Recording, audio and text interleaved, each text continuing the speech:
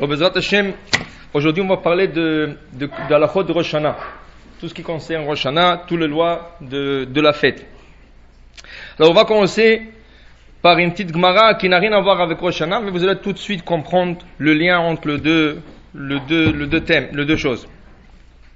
La Gemara dit que chaque journée de la semaine, elle porte en elle un certain bonheur. Ou on ne peut pas dire malheur, mais un certain mazal. Ok? Dépendamment aussi de la personne de quelle journée il est né. On a parlé une fois de cette Gemara déjà. Le dimanche, c'est une personne qui est de deux côtés opposés. Il peut être bon à 100% et il peut être mauvais à 100%. Il n'est jamais du milieu. C'est pas une personne qui est au milieu. Il est ou le jour ou la nuit. Parce que le dimanche, c'est le jour et la nuit qui ont été créés. Le lundi, c'est une personne qui est coléreuse. La colère. Chaque chose l'énerve. Il y en a qui ont un peu plus, il y en a qui ont moins, mais c'est une personne qui est en colère. Mardi, c'est un homme qui va être riche.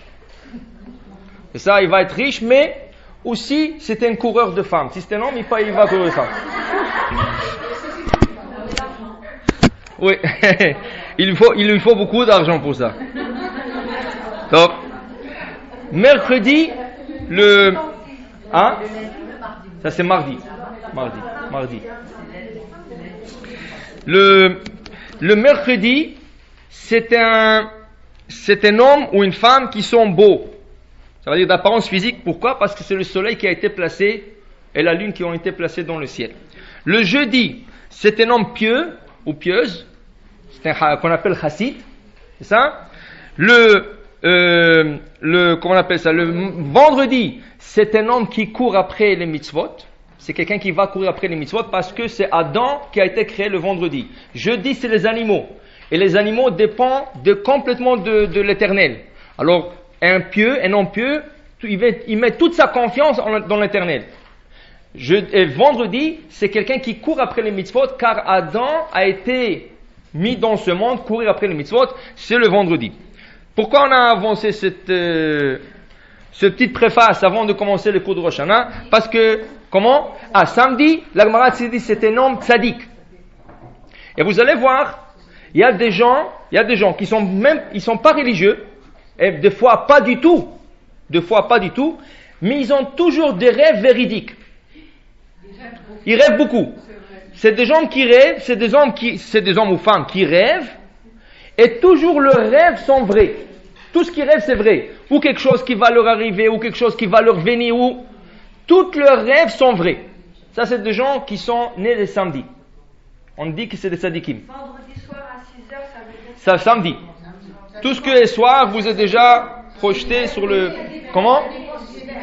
C'est ça. Mais soir. S'il dit soir, c'est la nuit. La circoncision, c'est le samedi. C'est ça, le samedi. C'est samedi. Dimanche, deux opposés. Ou bien la lumière et la nuit. Bon, maintenant regardez. Pourquoi on a avancé cela? Parce que Bezrat Hashem, cette année, Rosh Hashanah tombe mardi. C'est ça? Ça veut dire que ça promet d'être une année Bezrat Hashem très prospère. C'est ça, Bezrat Hashem. Seulement, il faut bien prier et bien faire les choses. On va essayer de donner quelques conseils, quelques exemples, à part les halachot qui s'appliquent de toute manière à la fête, quel jour qu'elle tombe. Alors, comme premier conseil pour la parnassa, parce qu'on cherche toujours la parnassa, comme le disait Rabbi Yitzhak de Bardichov, un grand tzaddik, il disait que si tu prends tous les prières de tous les juifs dans le monde et tu les sors, il va tomber de l'argent. Parce que toute la journée on prie que de l'argent. Est-ce qu'on a tort de le faire? Pas du tout. Parce que de l'autre côté, il disait, si tu prends l'argent et tu le sors, qu'est-ce que tu vas recevoir? Des mitzvot. Si on prend l'argent de juifs et on le sort, qu'est-ce qu'on reçoit des mitzvot? Maintenant, pourquoi on prie tellement pour la parnassa? Toujours on prie la parnassa. Bon, on peut dire, on a besoin de l'argent, la viande cachère est plus chère, les aliments cachers ils sont plus chers, les écoles juives ils sont plus chères, c'est vrai, c'est pour ça, mais ça doit pas être la raison. Il y a une raison un peu plus profonde que ça. Alors on va l'expliquer par une anecdote. Il y a une femme au Maroc, elle est pauvre, elle a un fils unique, et elle n'a pas de mari, et malheureusement ce fils tombe malade.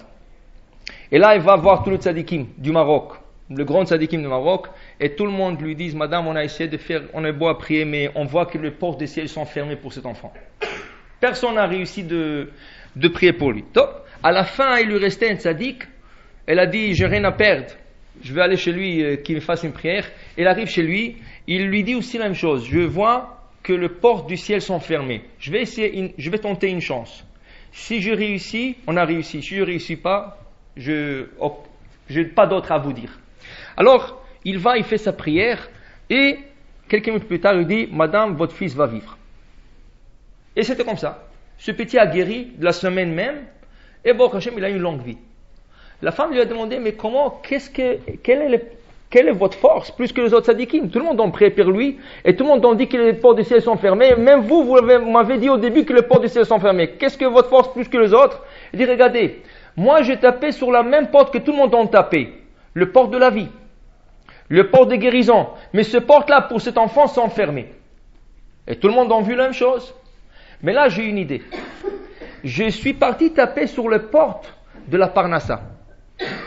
Une fois que la porte s'est ouverte pour lui et j'ai été accordé la Parnassa, alors je suis retourné sur le porte de la vie et j'ai demandé, est-ce qu'on m'a accordé la Parnassa pour quelqu'un qui va mourir?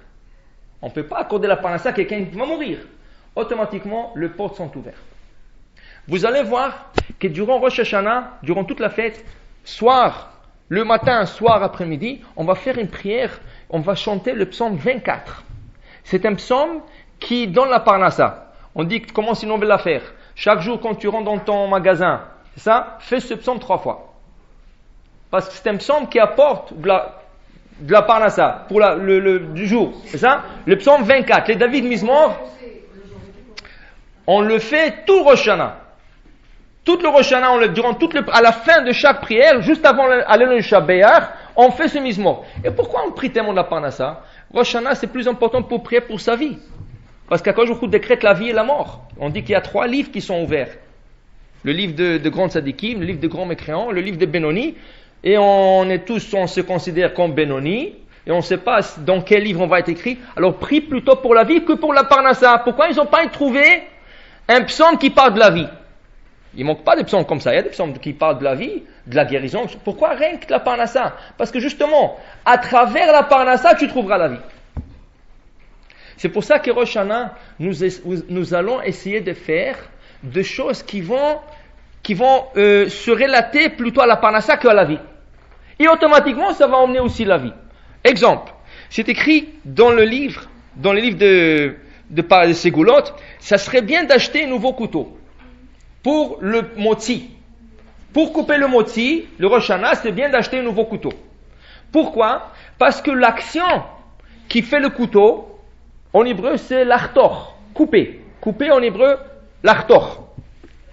Cette action est mentionnée dans les lettres finales du verset de la Parnassa que nous disons 3 fois par jour, Poteach et Yadecha.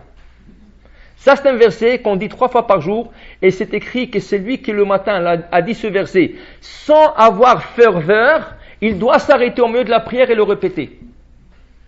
C'est un verset clé de la Parnassa. Au moins le matin. On le dit 3 fois durant les prières. On le dit 2 fois le matin et 1 fois en après-midi dans Ashrei Shebetecha. Psaume 145.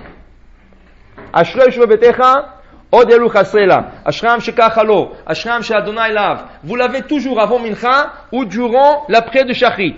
Le verset clé de ce psaume, c'est parce que c'est un psaume qui va en ordre alphabétique. Ashrei, ça commence par Aleph. Bechol Yom, ça commence par Bet. Gadol Hashem Ulam Gimel, ça va en ordre alphabétique. Quand vous arrivez à la lettre P, Poteach et Yadecha, on ouvre les mains.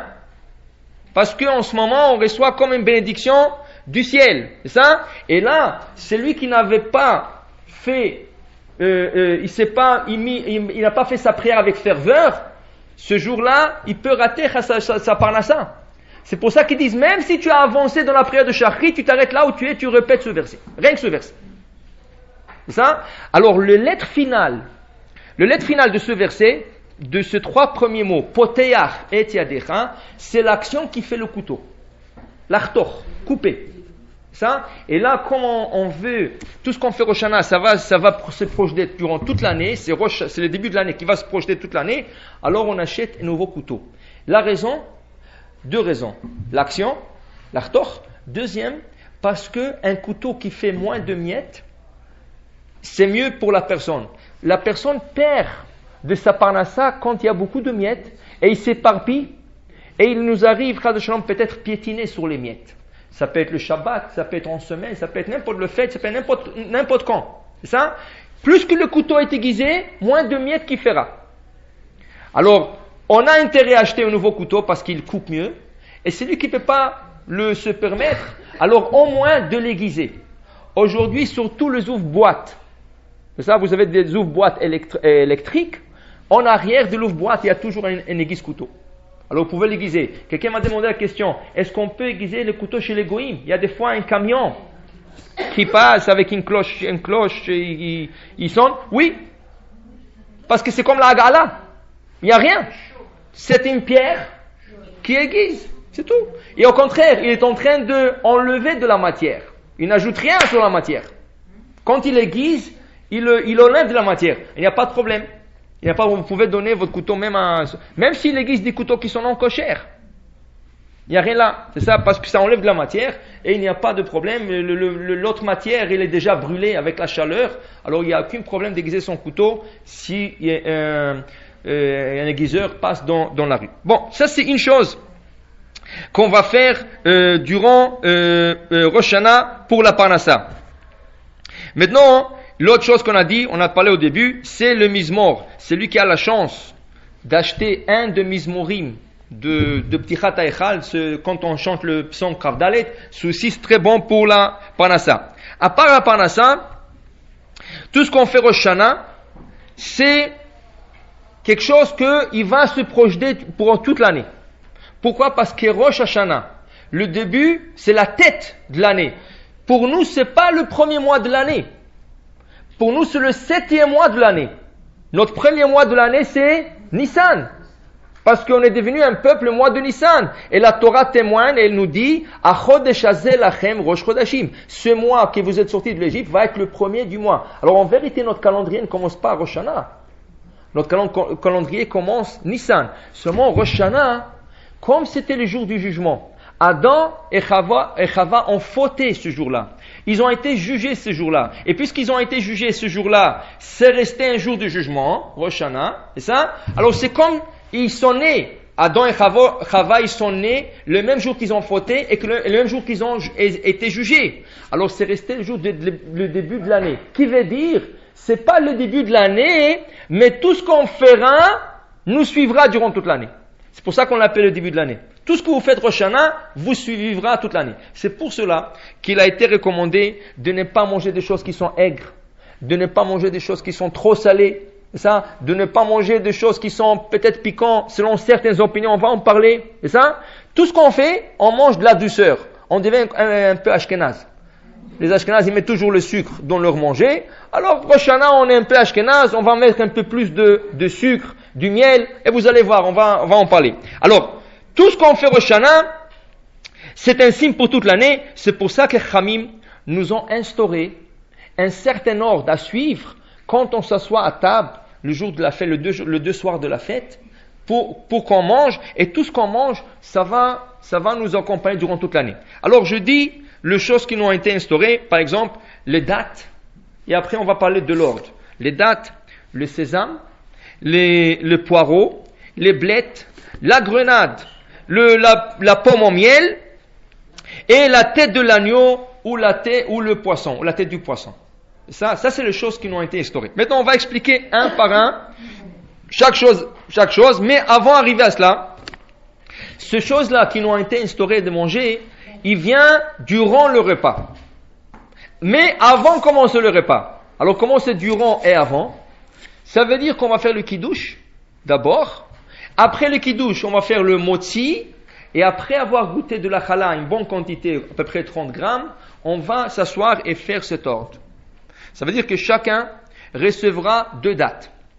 chacun recevra un peu de sésame, une cuillère de sésame, avec du sucre ou avec du miel. Ça, chacun recevra un morceau de poireau, un morceau de blette cuite, c'est ça, et un peu de graines de grenade. Et la pomme au miel, oui, alors on va expliquer. La grenade, elle fait partie de l'ordre. Si on le mange le premier soir ou non, on va expliquer tout de suite. Et un morceau de tête d'agneau ou la tête du poisson. Maintenant, comment? Obligatoire? Non. Ok, on va expliquer. La Gemara explique que ces choses-là n'étaient pas obligées à manger. C'est rien qu'obligé de les emmener à table et les voir. C'est ça? Maintenant, après, ils ont dit que c'est mieux aussi de leur goûter. Mais c'est facultatif. Celui qui ne peut pas supporter voir la tête de l'agneau, c'est ça? Il n'est pas obligé de le goûter. Ou la tête du poisson, il n'est pas obligé, mais ce serait bien de l'emmener à table. Même si vous ne le mangez pas, ce serait bien de l'emmener à table. Maintenant, là-bas, on va expliquer. Vous avez fait déjà un moti. Le kiddush a été fait, le moti a été fait. On sait que tout ce qui fait partie du repas, on ne peut pas faire une bracha. Vous ne pouvez pas prendre une salade au milieu du repas et faire boré priadama. Parce que ça fait partie du repas. Tout ce qui accompagne le pain n'a pas de bénédiction. Mais les dattes, c'est des fruits. Et les fruits sont considérés comme un dessert. Et le dessert, toujours, il y a une bénédiction. Malgré que ce dessert-là vient au début du repas, mais ça reste dessert. C'est pour cela, pour les dates, il y aura une bracha à faire. Maintenant, sur le marché, il y a de nouvelles dates. C'est les dates jaunes. C'est ça? Ils ne sont pas nécessairement d'Israël. Ils sont sucrés. Oui. Quand ils commencent à devenir marrons, un peu, c'est ça. Si tu le laisses, vous le laissez un peu moisir un peu. Les gens n'aiment pas mais au contraire, quand ils moisissent un peu, c'est là qu'il devient plus doux. C'est ça? Alors, ce date-là nécessite aussi la bracha de Shechianu. Maintenant, on va expliquer. Chacun reçoit deux dates. Pourquoi? Chacun de ces fruits et de ces légumes va signifier une prière. Il y a une prière à faire. Ok? Alors, les dates, ça vient du mot tam. C'est le mot tamar. Et tamar vient du mot tam. Tam veut dire finir avec. Finir avec quoi? Avec nos ennemis. Mais Rabbi Nishra explique qu'on a deux ennemis. On a les ennemis physiques, humains, et on peut avoir des ennemis spirituels, des mauvais anges, qui sont créés par nos mauvaises actions. Alors c'est pour ça que chacun reçoit deux dates. Et avant de consommer le deux dates, il y a le chef de la famille. Pour le séfarade, une bracha par table. Ça veut dire là, toute l'assistance, il y a une seule personne qui va faire la bracha. Pour les ashkénazes, chacun il fait sa propre bracha. Alors nous on fait une seule bracha pour tout le monde. Alors le chef de la famille va prendre la première date, on va l'ouvrir d'abord pour voir s'il n'y a pas des insectes, de petits vers dedans, des œufs, de petits vers dedans. Et une fois que c'est propre, on la referme et on fait la bracha Baruch Ata Hashem Elokeinu Mechaolam Boré Peri Haetz. On goûte un petit morceau de cette date et là on va faire la prière mentionnée dans le livre de prière de Rosh Hashanah. Tous les livres, le Mahzor de Rosh Hashanah, à la fin de la prière de Arvit, quand on conclut la prière du soir, tout de suite vous avez la page du Kiddush avec le bénédiction. Alors là-bas, il y a des pages qui commencent par la pomme au miel, il y a des pages qui commencent avec la date. Ça revient au même. La date, c'est un fruit que la terre d'Israël a été bénie par ce fruit. Et la pomme au miel, parce que c'est quelque chose que tout le monde aime et tout le monde ils attendent que pour ça. Alors c'est une question de chaviv, quelque chose qu'on veut, ou quelque chose qui provenance pas d'Israël, mais Israël a été béni par ce fruit. Alors c'est la même chose. Que le livre commence par la date ou la pomme au miel, il faut faire boré préetz sur un de deux. Maintenant, il y a deux dates à consommer si vous commencez par la date. Vous mangez la première et vous pensez si vous avez un ennemi qui soit exterminé. Si vous avez des ennemis spirituels, des mauvais anges qui ont été créés par les mauvaises actions de l'année dernière, qu'ils soient exterminés et vous mangez les deux dates. Ou au moins goûter de chacune des dates. Maintenant, si c'est une nouvelle récolte, comme nouvelle sorte de date, la jaune, ça, la seule chose, il faut la sortir de la table avant de faire le kiddush. Dans le kiddush, on va faire la bracha de Shechianu. Et s'ils vont être à table, ils vont être acquittés avec le Shechianu. Alors on les enlève de la table, on ne les emmène pas à la table, on fait le Shechianu dans le kiddush, et une fois qu'on les emmène après le motzi, on fera la deuxième fois la bracha de Shechianu. Alors on fera 2 bénédictions si c'est nouveau. Si vous ne l'avez pas mangé. Boré priaetz, Shechianu, on goûtera et ensuite on fera le Hiratson qui est la prière sur la date. Vous avez 2 dates à manger. Après cela, dans l'ordre là-bas, vous avez le sésame qu'on appelle le roubia. C'est ça? Pour nous, le séfarad c'est sésame. Pour les ashkénazes, c'est les carottes. Carottes. Oui, pourquoi?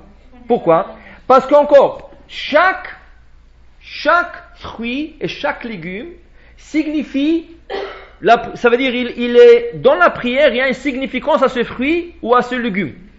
Maintenant, quand vous dites roubia, ça veut du mot rov, arbé, beaucoup. Qu'est-ce qui pousse beaucoup en grande quantité? C'est le sésame. Beaucoup de grains qui poussent en grande quantité.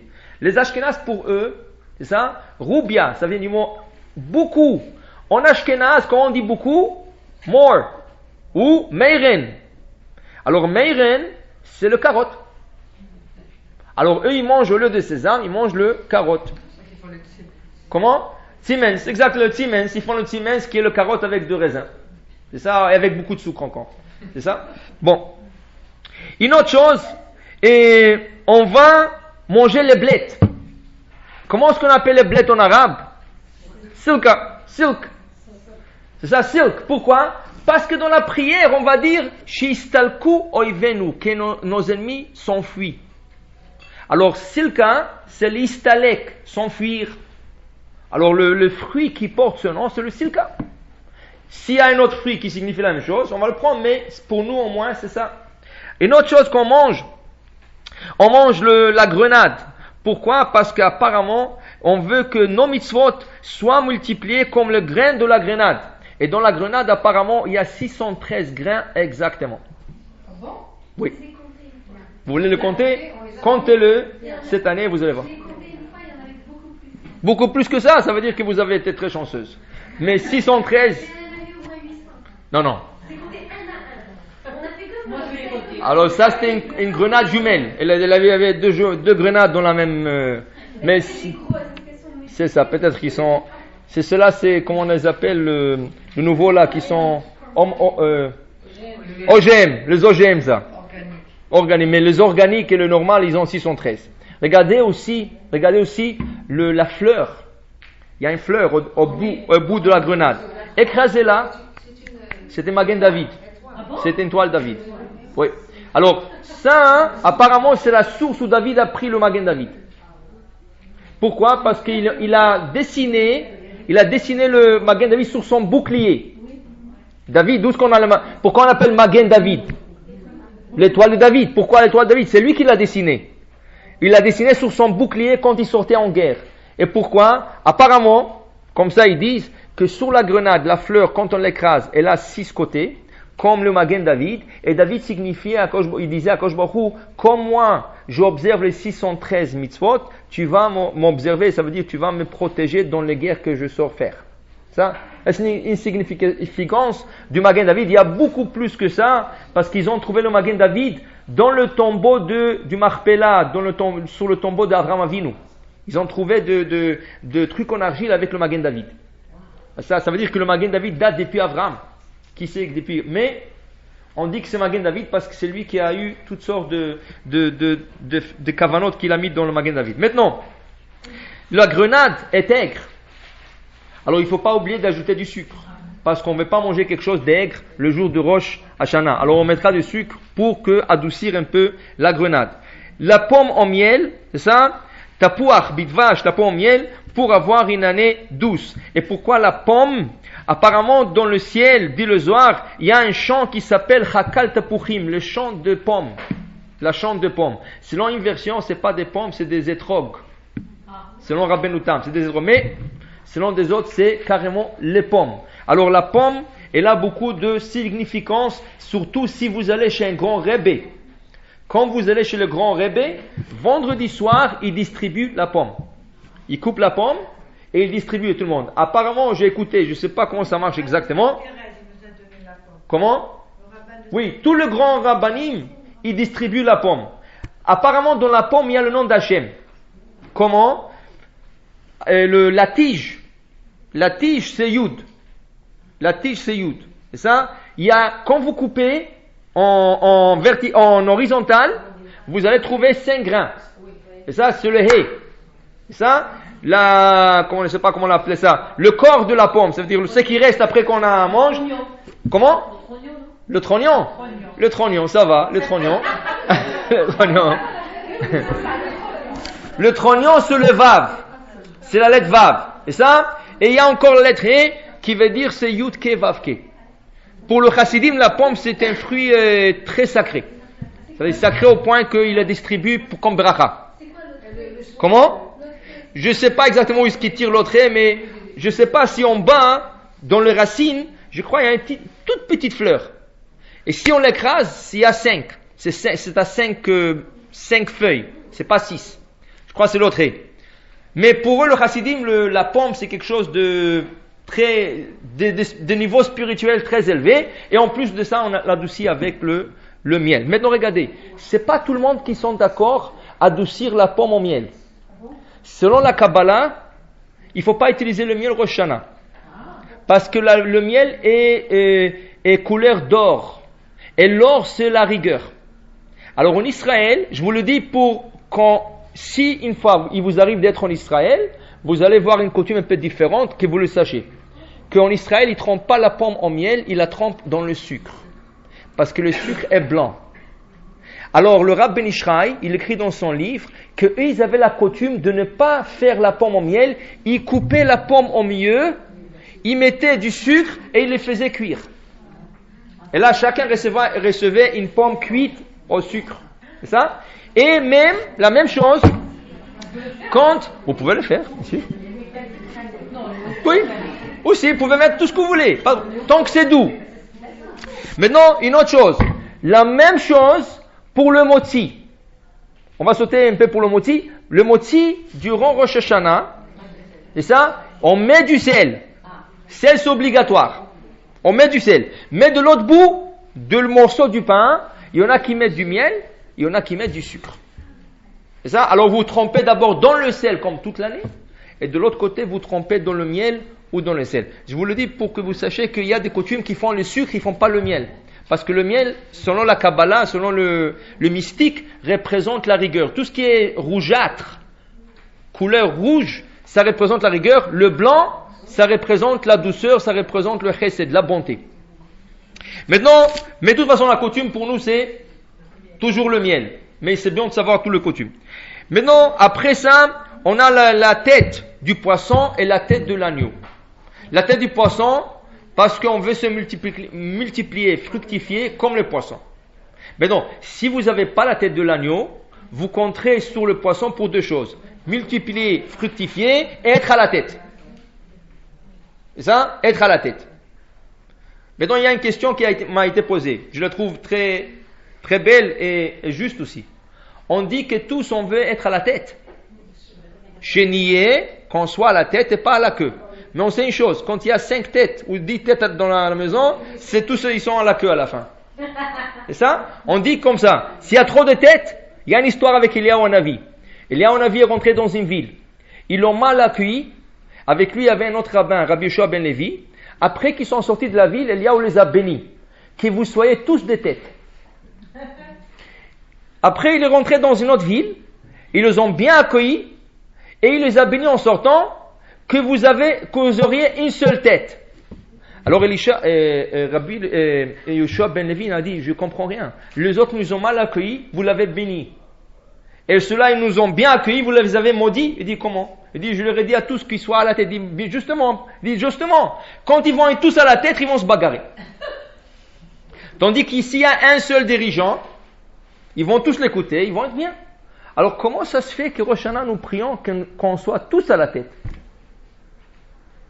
Alors c'est la malédiction d'Eliyahu Hanavi. Question comprise? Alors peut-être vous allez le chercher. Alors une explication j'ai écouté. J'ai pas cherché mais j'ai écouté une explication. C'est lui qui m'a posé la question, il m'a dit, c'est un rabbin. Il m'a dit comme ça. Chénier, je traduis au l'hébreu. Chénier les roches. Qu'on soit, si vous voulez, traduction littéraire et simple, qu'on soit à la tête. Mais on peut aussi expliquer chénier qu'on soit les roches. Les roches, ça veut dire pour la tête. Qu'on soit tous pour une seule personne qui est à la tête. Les roches, qu'on soit pour le. Les veut dire pour le. Alors pour le roche, qu'on soit tous avec lui unis. Ça, c'est une explication. Ça doit avoir une autre explication. Je n'ai pas pour le moment, mais peut-être vous faites vos devoirs avant Rosh Hashanah, quelques jours, et vous avez une Dvar Torah pour la table. Maintenant, après à la fin, la tête de l'agneau. C'est ça, la tête de l'agneau, et vous la cuisinez, et vous la portez à table, et on fait un vœu, qu'on soit ou à la tête, si on ne l'a pas fait sur le poisson, et aussi la prière que Akadosh Baruch Hu se rappelle de la Akedah, le ligotement de Yitzhak sur l'autel, ça quand il a été ligoté, alors on demande qu'Akadosh Baruch Hu nous rappelle de Akedat Yitzhak. Cet ordre-là, il est valable et pour le premier jour et pour le deuxième jour. Ça veut dire qu'on le fait 2 nuits. Premier soir et deuxième soir. C'est la seule fête, Rosh Hashanah, c'est la seule fête que même en Israël, ils font 2 jours. Toutes les fêtes en Israël, c'est un seul jour. Pessah, c'est un seul jour. Shavuot, c'est un seul jour. Sukkot, le premier soir, c'est un seul jour. Tandis que Rosh Hashanah, c'est 2 jours, même en Israël. C'est pour cela qu'il y avait la coutume de garder la grenade pour le deuxième jour. Pourquoi? Regardez la différence. Il y a une petite différence séfarade ashkénaze dans le coutume, et chacun se pose la question sur l'autre. Par exemple, nous, quand on sonne le shofar, le Rosh Hashanah, le jour, on fait les 2 brachot. L'ishmoa kol shofar, d'écouter le son du shofar, et ensuite on fait la bracha de shechianu. On le fait le premier jour. Le deuxième jour, on fait une seule bénédiction. L'ishmoa kol shofar, écouter le son du shofar. On ne fait pas shechianu. Et pourquoi on ne fait pas shechianu? Parce qu'on l'a fait déjà le premier jour. Et le 2 jours, la Gemara l'appelle une journée longue. C'est pas 2 jours de fête. C'est une journée continuelle. Elle est longue. Elle commence le premier jour, elle continue au deuxième jour. C'est pas 2 jours. C'est pour ça qu'en Israël, ils le font 2 jours, parce que c'est pas 2. C'est une seule journée. Alors, puisque tu as fait la bracha de Shechianu le premier jour, tu n'as pas à le refaire. C'est ça? Les Ashkénazes, ils font le 2 jours Shechianu pour le shofar. Et le premier et le deuxième. Alors là, les séfarades se posent la question. Mais si c'est une seule journée, comment ça se fait que vous faites 2 fois le Shechianu? Ça? Maintenant, les Ashkénazes retournent la question aux séfarades aussi. Si c'est une seule journée, on fait le kiddush le 2 soirs, le soir. Le 2 soirs, on fait kiddush. Le premier soir, on conclut le kiddush avec la bracha de Shechianu, Vekimanu, Vigianu, Lazema Nazé, comme toutes les fêtes. Très bien. Le deuxième soir, c'est ça? On le répète encore le Shechianu. Les Ashkenazes ne le disent pas. Alors, ils nous posent la question. Si vous l'avez dit que c'est un seul pour le shofar, comment ça se fait que vous dites le Shechianu 2 soirs? Il fallait... Alors, c'est ça, c'était une question. Hein? C'était mon question. Hein? C'est ça, hein? Alors, les Ashkénazes ne disent pas. Maintenant, pour éviter cette question, cette discussion plutôt, alors il faut un fruit nouveau à table. Que quand on fait le Shechianu dans le kiddush, on le dit, c'est pas pour le kiddush, c'est pour le fruit. C'est pour cela qu'au Maroc, qu'ils avaient peut-être pas beaucoup de nouveaux fruits comme aujourd'hui. Aujourd'hui, tu vas sur le marché, tu trouves 4 ou 5 nouveaux fruits. Mais avant, il n'y avait pas beaucoup. Alors la grenade, c'était un nouveau fruit. Il l'a gardé pour le deuxième soir et il le mettait à table. Pourquoi? Pour pouvoir faire la bracha de Shechianu, pas sur la grenade, sur le kiddush. Et dans le kiddush, tu acquittes la grenade. Mais si tu as 2 ou 3 nouveaux fruits, même 2, pour le premier soir et pour le deuxième soir, tu peux manger la grenade le premier soir. Et le deuxième soir, tu sortiras un nouveau fruit. Et là, dans le kiddush, tu n'as pas de problème. Mais celui qui n'a pas du tout un nouveau fruit, quand même, il fera le Shechianu le 2 soirs. Parce que nous, le séfarade, on fait le Shechianu le 2 soirs. On essaie d'éviter la discussion et on essaie de trouver un nouveau fruit, la grenade ou n'importe quoi pour le deuxième soir.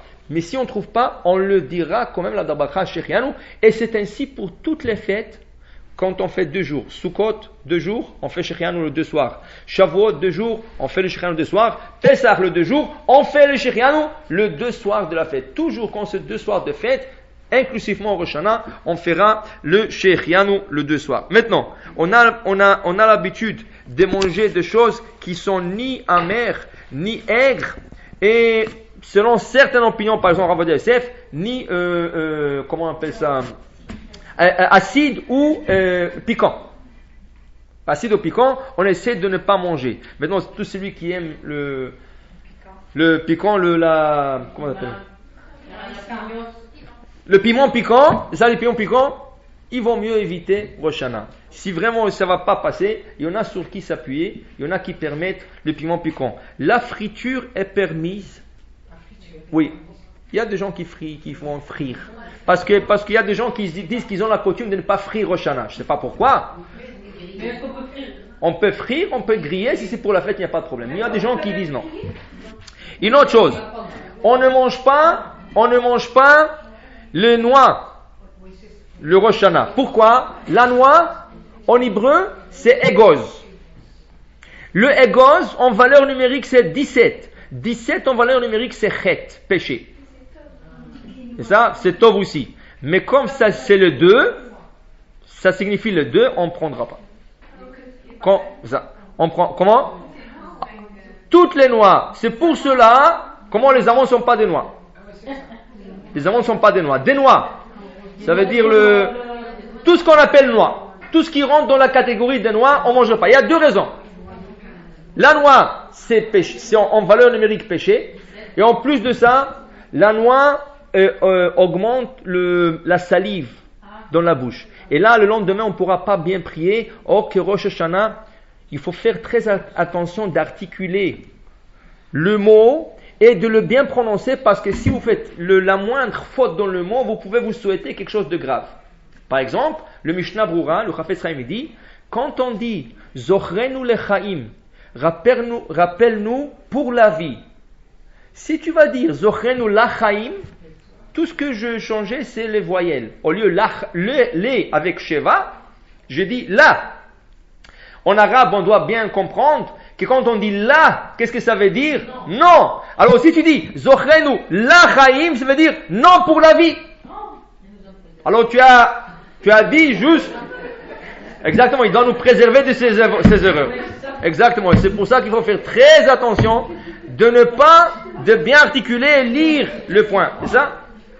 Alors Rosh Hashanah, c'est une journée qu'il faut faire très attention, et comme ça fait beaucoup de salive dans la bouche, on peut se tromper.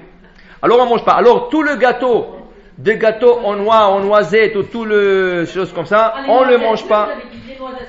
C'est des noisettes. C'est des petites noix. C'est ça? Alors on ne mange pas le pécan, tout ça, ça rentre dans la catégorie des noix.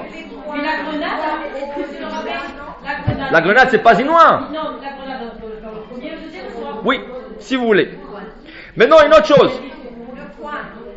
Le coin, on mange. Non, il n'y a pas de beracha. Le coin, c'est à Etz. Dans l'ordre, il n'est pas dans l'ordre. Mais le gens le faisaient parce qu'il le faisait doux. Il le faisait doux, et ça épicé, il était bien. Maintenant, regardez. Et dans les kidouches, on choisira un verre qui est rouge. Maintenant encore, rouge. Un vin, qu'est-ce que j'ai dit? Un verre, pardon.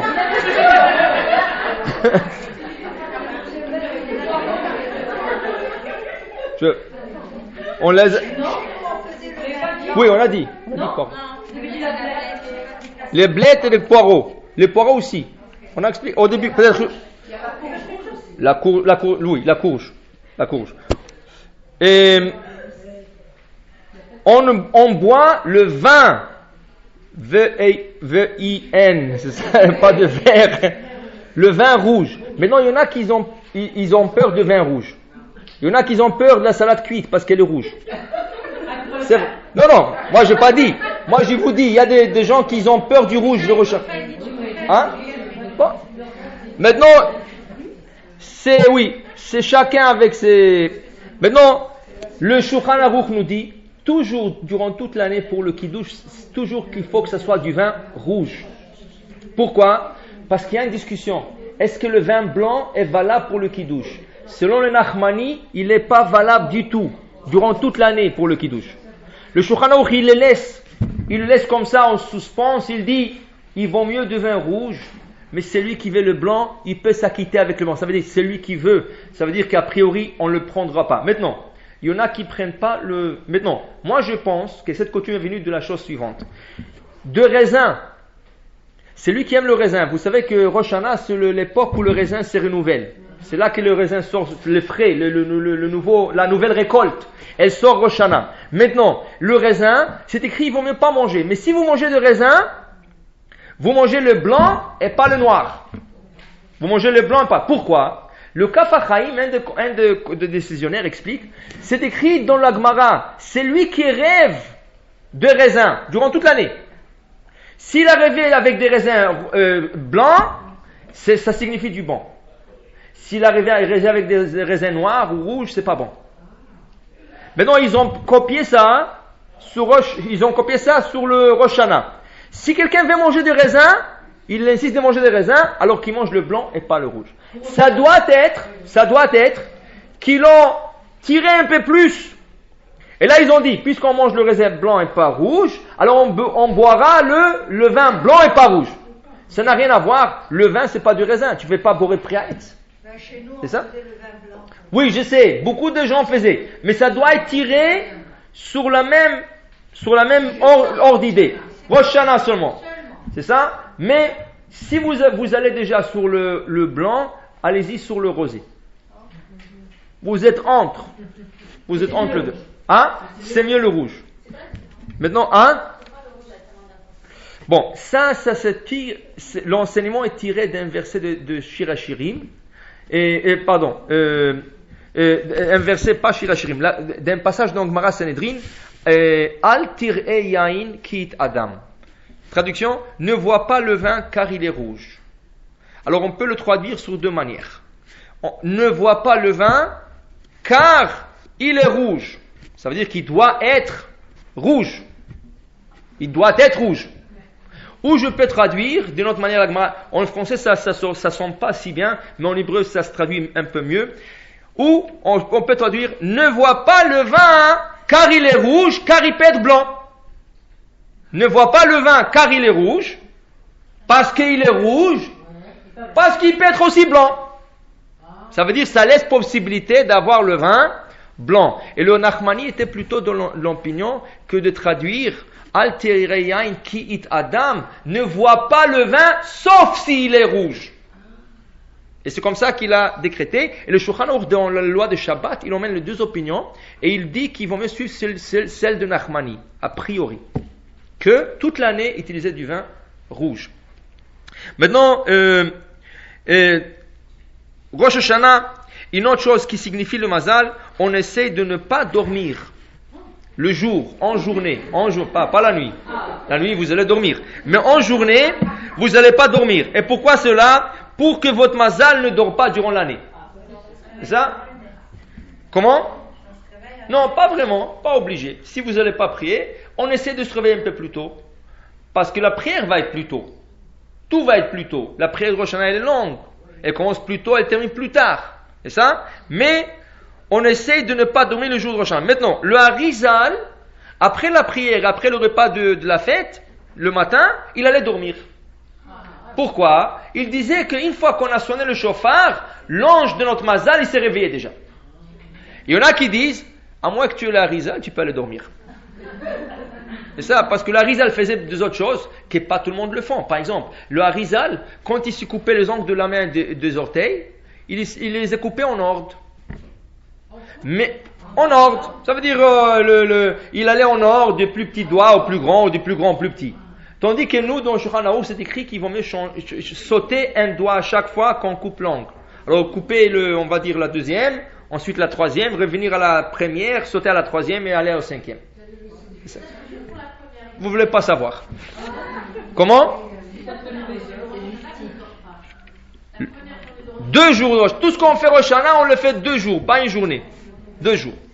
Alors, le Harizal le faisait de telle manière. Maintenant, sauf si une femme, elle doit aller au mikvé, elle peut se couper en ordre. Il vaut mieux pas, mais la femme peut se couper en ordre. Par exemple, il y a une coutume de ne pas se couper les ongles de doigts et les ongles des orteils le même jour. il faut couper en 2 jours, ça veut dire les ongles de doigts, une journée. Le Harizal disait que c'est pas important. C'est ça? Mais quand même on a peur parce qu'on n'est pas Harizal. Alors l'Harizal faisait beaucoup de choses que nous, non. On veut le suivre, alors on essaye de se protéger au maximum. Alors l'Harizal dormait, le jour de Rosh Hashanah, après le shofar. Nous on essaye de ne pas dormir. Le sommeil vient tout seul. Même si on ne mange pas la dafina, on est fatigué déjà de la prière, elle est longue, et on mange un peu, on a envie. Maintenant, c'est sûr que c'est lui qui va s'asseoir à table et bavarder, parler la shonara. C'est une mitzvah de dormir. Il va faire une grande mitzvah et au ciel, ils vont l'accréditer grandiosement. S'il va aller dormir, vraiment, il va avoir le crédit au ciel. Mais s'il va s'asseoir à table et dire Torah, dire vrai Torah, une fois que le repas est fini, on essaiera de finir le livre de Teilim. Alors il y a 2 jours. Vous pouvez diviser le livre en 2. 75 psaumes le premier jour, 75 psaumes autres le deuxième jour. C'est ça? Vous pouvez partager le Teilim en famille. Alors chacun prend 20 ou 30, c'est ça? Chacun peut prendre un certain nombre. On peut terminer le premier jour, on peut terminer... Il y a plein de choses à faire. Si on veut faire, ça veut dire des choses, le Rosh Hashanah, des choses qui sont bien, il y a plein, on n'a pas besoin de dormir, et comme ça nous reste réveillé aussi. C'est ça? Mais celui qui vraiment, il a mal de tête, il n'arrive pas, il ne pourra pas prier, il peut aller prendre un petit sieste, c'est ça? Pour pouvoir aller à la prière en après-midi. Maintenant, le Rosh Hashanah, nous avons une mitzvah aussi dans la prière de l'après-midi de faire l'ordre qu'on appelle le tashlich. Tashlich veut dire d'aller sur une source d'eau et jeter nos péchés. C'est quelque chose qui est symbolique, mais il faut comprendre, tout ce qu'on fait symboliquement, ça a des grandes projections au ciel. Nous on le voit comme ça, mais en vérité dans le ciel ça fait bouger beaucoup de choses. Alors il y avait même de chassidim, qu'une fois leur grand rabbin, il est parti faire le tashlich, et tous les chassidim, ils l'ont entendu de faire tout seul, et après qu'il a terminé, et lui il a quitté, tous ils sont venus. Alors il leur disait, pourquoi vous venez maintenant? Il fallait venir avec moi. Il dit, non, on est venu ramasser tes péchés. Ça veut dire pour eux, ses péchés à lui, c'était des mitzvot. C'est ça? Alors pour dire, voilà, on va essayer d'aller faire tashlich, le jour de Rosh Hashanah. On va pas essayer de ramasser le péché ni des mitzvot. Ils vont mieux se concentrer à ces choses. Mais une chose, il faut pas se mettre de Kleenex dans la poche, ni de bouts de pain, ni de miettes de pain, ni de... Il y a des gens que, parce que, à un certain moment, on vide le poche. Quand on dit, Vetashlich bimtzolot yam kol chatotam, et tu jetteras au fond de la mer tous leurs péchés, on vide, on fait symboliquement qu'on vide nos poches de péché. Alors il y en a qui ne veulent pas vider les poches pour rien, ils prennent des Kleenex, ils mettent dans la poche. Alors chaque fois qu'ils disent, ils jettent une Kleenex. Non, et du pain. Hein? Il y en a qui prennent du pain. Il y en a qui prennent n'importe quoi, rien que pour vider les poches. C'est pas besoin, c'est symbolique. C'est ça? Et en plus de ça, on n'a pas besoin de prendre ça et salir la fontaine ou... C'est ça? Voilà. Maintenant, a priori, si vous n'avez pas de poche, il faut acheter des habits avec des poches pour Rosh Hashanah. Non, c'est symbolique, c'est ça. Maintenant, et a priori, on essaiera d'aller sur une source d'eau qui a des poissons. Si possible. C'est pas toujours, mais si possible. C'est ça? Alors s'il y a des poissons. Maintenant, regardez. Il y en a qui ouvrent. Je vais vous expliquer quelque chose. Il y en a qui disent que le tashlich, c'est pour tout le monde, hommes et femmes. Le tashlich peut se faire après Rosh Hashanah aussi. Durant les 10 jours de pénitence, qu'on appelle la Aseret Yemei Teshuvah. Celui qui a raté le tashlich Rosh Hashanah, il peut le faire durant les 10 jours de pénitence. Maintenant, ce qui est important dans le tashlich, quand on va, toute la communauté, on va faire le tashlich, là où on le fait, c'est important de ne pas se mélanger hommes et femmes ensemble. Parce qu'il y a une prière, il y a le Kaddish. Et dans le Kaddish, on ne peut pas se mélanger. Il faut que chacun reste à part. C'est pour ça qu'ils disent qu'il vaut mieux que les femmes vont à part ou une autre journée. Ou en plus de ça, si c'est difficile pour la femme aller. Par exemple, elle a un petit bébé. Elle ne peut pas aller faire le tashlich, c'est difficile, malgré qu'elle peut transporter le jour du Yom Tov. Il n'y a pas le problème des Hérouv. Même s'il n'y a pas Hérouv, la femme peut transporter le jour du Yom Tov. Sauf si c'est pas Shabbat, c'est ça? Si c'est Shabbat, c'est une autre chose. Mais si c'est pas Shabbat, la femme peut transporter le jour du Yom Tov. Mais si c'est difficile, vous pouvez ouvrir le robinet chez vous et faire le tashlich. Est-ce qu'on voit? Oui, c'est bien. C'est bien de faire le tashlich. Oui. C'est bien de faire. Alors vous pouvez le faire chez vous avec l'eau de robinet. Vous ouvrez le robinet, le lavabo est propre, il n'y a pas de vaisselle, quelque chose comme ça. Vous ouvrez le robinet, l'eau froide, vous laissez l'eau couler, en même temps vous lisez votre tashlir. Et c'est comme ça qu'ils faisaient au Maroc. Et c'est comme ça qu'ils faisaient donc beaucoup en Israël, ils le font en Israël, quand Rosh Hashanah tombe Shabbat. Quand Rosh Hashanah tombe Shabbat, on ne peut pas transporter. Alors beaucoup de communautés, ils repoussent le tashlir pour dimanche. Mais le kabbaliste, et en Israël, beaucoup de communautés, ils le font Shabbat quand même, avec l'eau du robinet. Ils ouvrent l'eau du robinet à la synagogue, et ils le font avec l'eau du robinet. Alors vous pouvez le faire. Oui, vous pouvez aller au poisson. Vous avez sur Bois-Franc, c'est ça? Mais il n'y a plus de poissons parce que c'est l'hiver, alors ils enlèvent les poissons. Ils sont toujours là? Ok. C'est? Oui. Avec le robinet? Oui. Une piscine. Est-ce que vous allez nager après de la piscine? Non.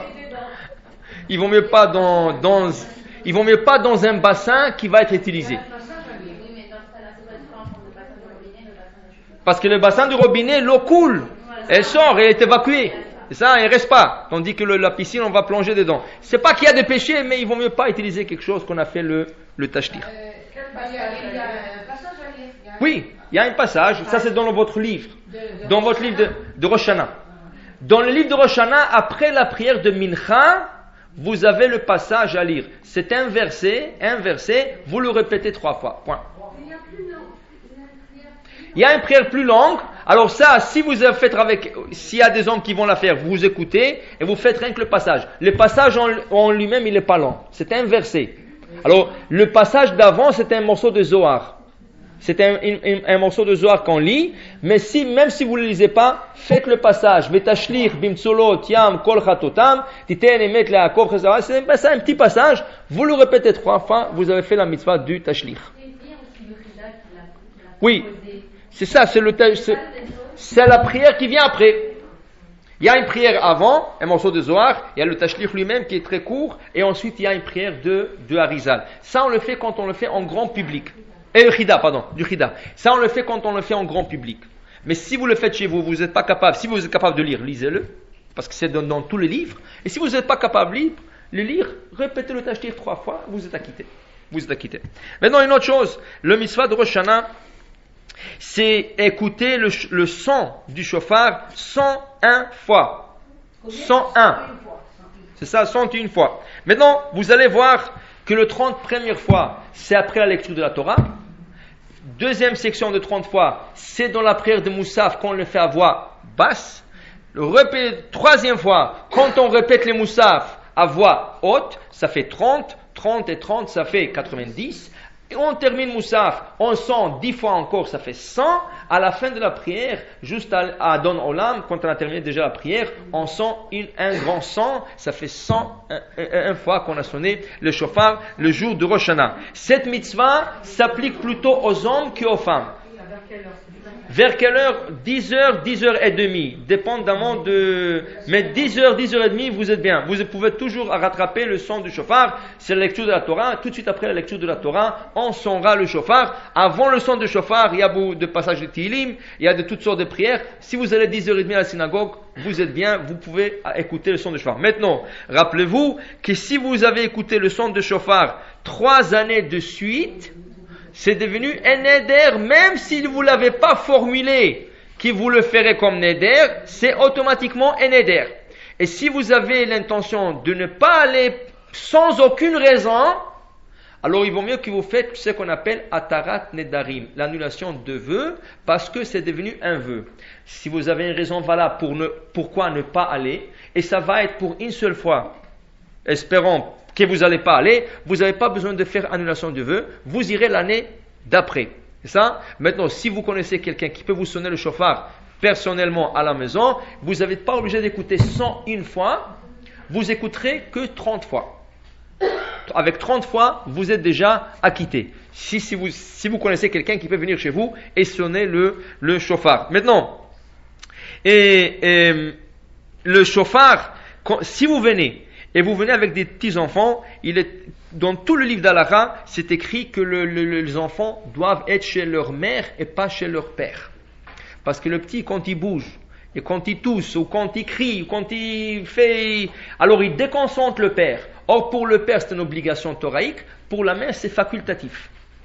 Même si c'est neder, c'est facultatif. Mais il est venu, pourquoi? Parce qu'une fois qu'on vient écouter le shofar, il faut écouter tout le son sans rater même pas un son. Tout le son. C'est pour ça que, même se moucher le nez, on n'a pas droit durant le son du shofar. Parce que tu te mouches le nez, tu bloques les oreilles du voisin. Il y en a qui se mouchent le nez, on dirait que c'est le shofar en lui-même. Alors, il dérange le voisin. Alors, il faut faire attention, c'est ça?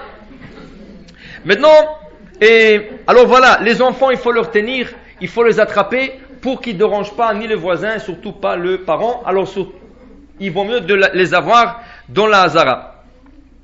Maintenant, oui.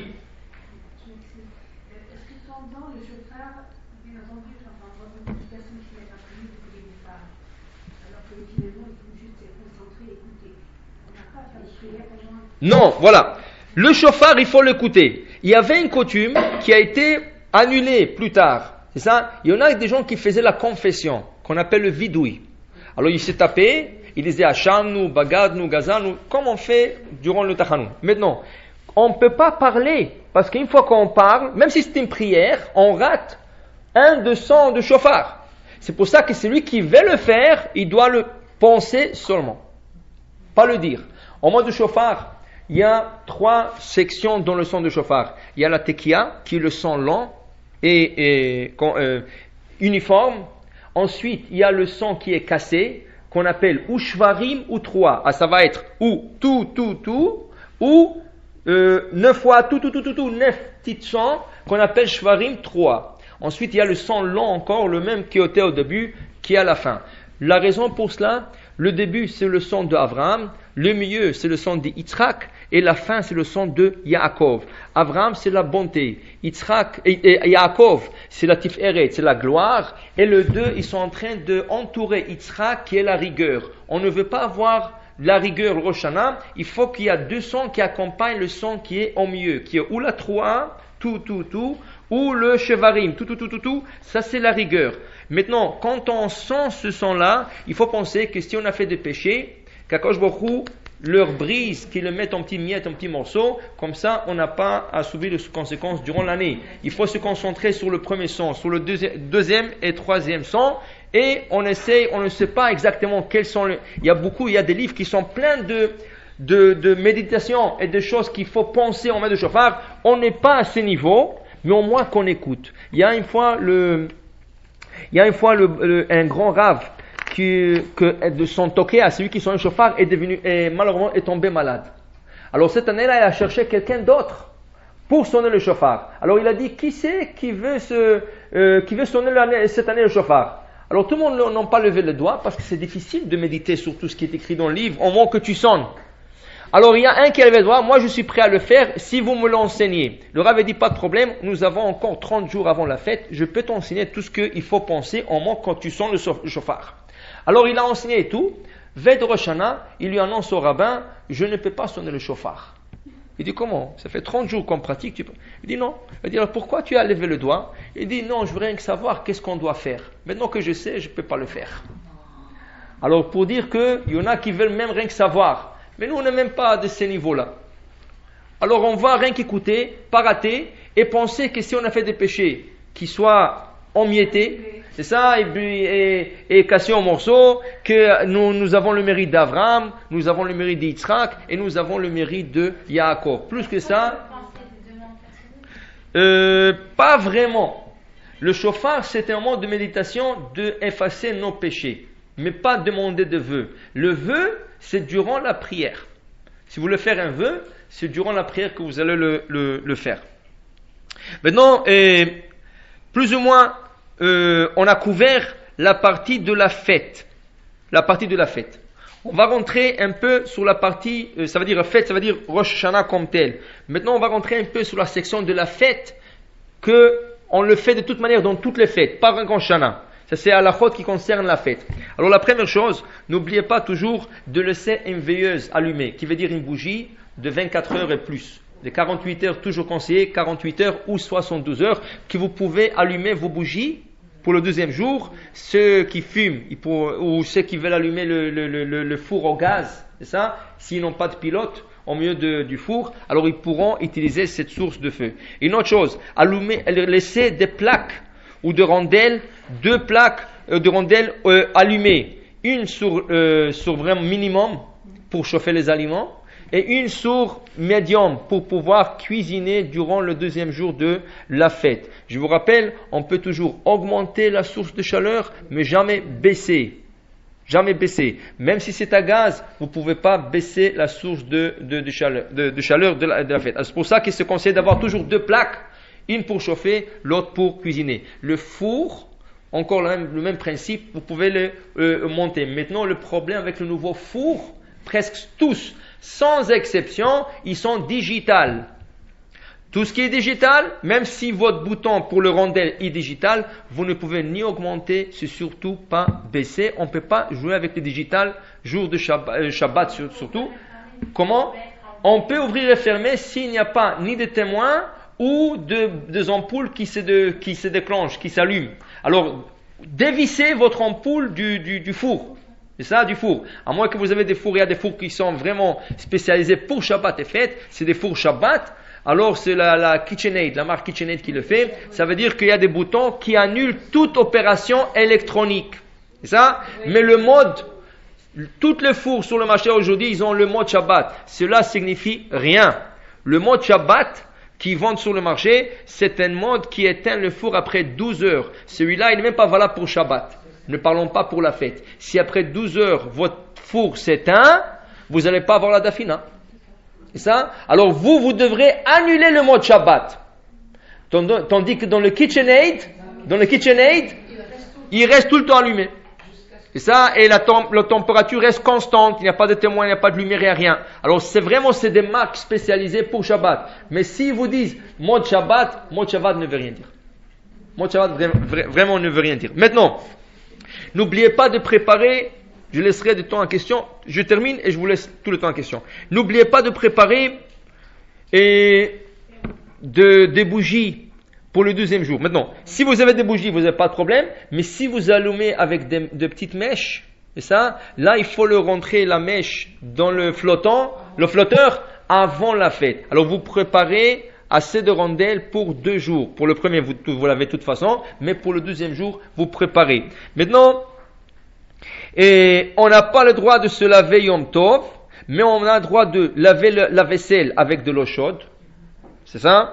On a le droit de se faire netila avec de l'eau chaude. Celui qui aime faire la netila pour le moti, pour n'importe quoi avec l'eau chaude, il peut le faire, mais se laver au complet dans un baignoire, on n'a pas le droit. On a le droit de rincer un bébé, mais pas lui donner complètement un bain. On peut rien que le rincer et le laver. Maintenant, pour ajouter de l'eau dans un percolateur, ça, n'oubliez pas que la majorité, si pas tout le percolateur, ont un témoin. C'est ça, un témoin rouge. C'est ça, une petite ampoule dedans. Maintenant, cette petite ampoule-là, elle est rouge. Ça veut dire elle s'allume quand c'est chaud. Maintenant, si vous avez fini avec la quantité d'eau et vous avez des invités pour le lendemain, si vous ajouterez de l'eau froide, automatiquement, il va s'éteindre. Ça? Alors, la seule manière de le faire, c'est de bouillir un peu d'eau. C'est ça, dans une marmite normale, une marmite qui est assez, et vous remplissez votre percolateur. Mais si vous jetterez de l'eau froide, vous allez éteindre et c'est comme si vous avez éteint. Comment? Si on n'a pas le feu allumé, on peut agiter peu par peu pour ne pas que ça s'éteigne. Oui, mais vous prenez le risque. Vous prenez le risque. Non, mais de l'eau chaude? Non. Comment? Si vous voulez de l'eau chaude, vous pouvez en mettre beaucoup. Maintenant, on ne peut pas préparer un jour de Yom Tov pour le lendemain. Alors le lendemain, le premier jour de Yom Tov, on allume les bougies à l'heure marquée dans le calendrier. Le deuxième jour, toujours, il est écrit, n'allumez pas vos bougies de la fête avant. Ça veut dire qu'avant cette heure, vous n'avez pas le droit d'allumer. Parce que vous êtes toujours dans la première fête. Alors si vous allumez avant, alors il vaut mieux toujours attendre que le mari ou les enfants retournent de la synagogue. Et c'est rien que là, il vaut mieux plus tard que plus tôt. Alors attendez qu'eux ils reviennent de la synagogue, et là vous allumez vos bougies de la fête. La seule bracha que vous direz, c'est la Adlik Ner Shel Yom Tov. Ne dites pas de Shechianu, le Shechianu va se réciter dans le Kiddush. Quand le mari ou celui qui va faire le Kiddush va le Shechianu, automatiquement ça acquitte aussi les bougies de la fête. Assurez-vous que Rosh Hashanah, il n'y aura pas de bagarre, que tout soit prêt. Que les hommes n'auront pas rien à dire, rien à critiquer, rien à dire, parce que Rosh Hashanah, c'est le début de l'année, on ne veut pas avoir de critiques ni de mauvaises remarques, parce qu'après, vous risquez d'avoir tout durant toute l'année. Alors c'est votre intérêt de l'avoir tout prêt, c'est ça.